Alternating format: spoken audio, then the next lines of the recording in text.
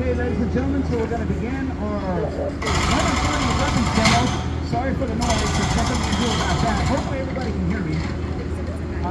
To start off our demonstration, we're going to have Mr. Rogers pop off around. It's going to be a little loud, so if you have sensitive hearing, please cover your ears.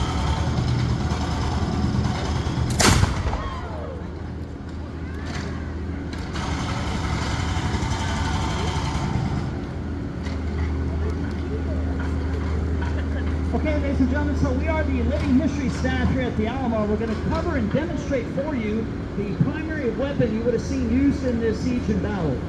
Now, there were several types of firearms that were used here. They had rifles, muskets, shotguns, and of course the artillery. We're focusing on the main weapon you would have seen used here, and that is the soldier's firearm, which is the musket. Now, this is what we would call smoothbore flintlock muzzle loading firearm. Okay, what does all that stuff mean? Well, flintlock, that is the ignition system that fires the weapon.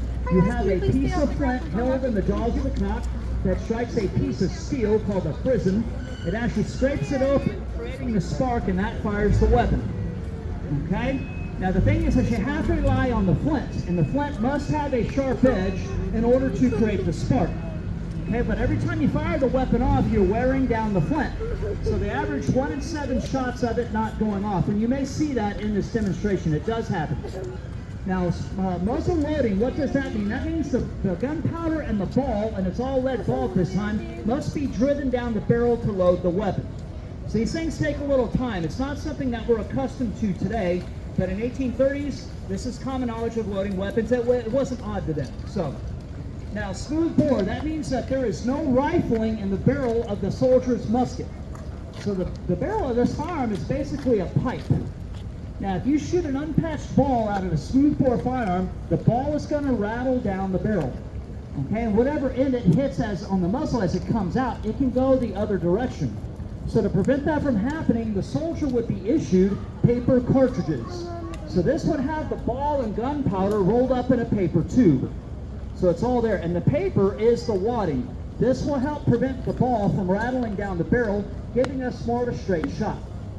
Okay, now because these are not rifled, after about 100 yards, the ball, it will begin to turn much like a knuckleball does in baseball. Up, down, left, right, we don't know where it's going to go.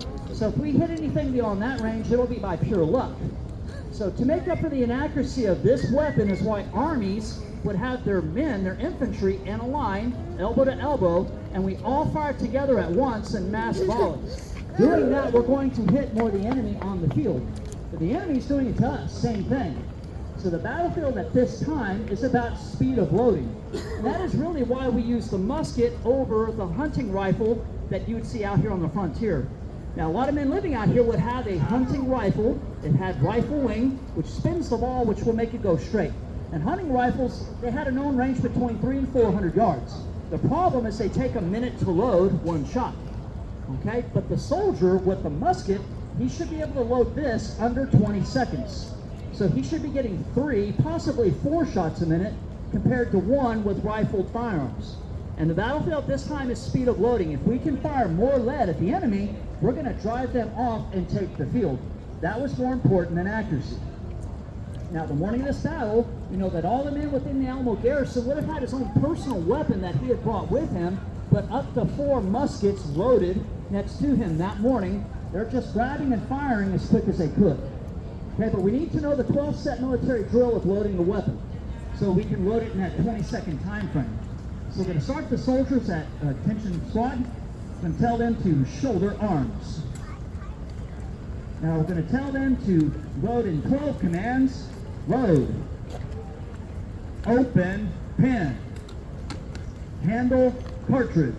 Now, as I said before, the cartridge is a paper tube. It's got ball and powder rolled up in it. And so it's all there. Now, these are crimped over. The only way we can open this is to tear cartridge. They would bite off the end of it, spit it out, and prime.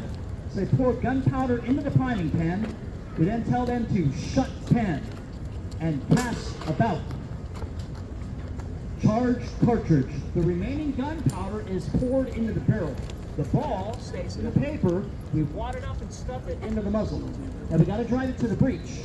So tell them to draw ramrod. and ram cartridge.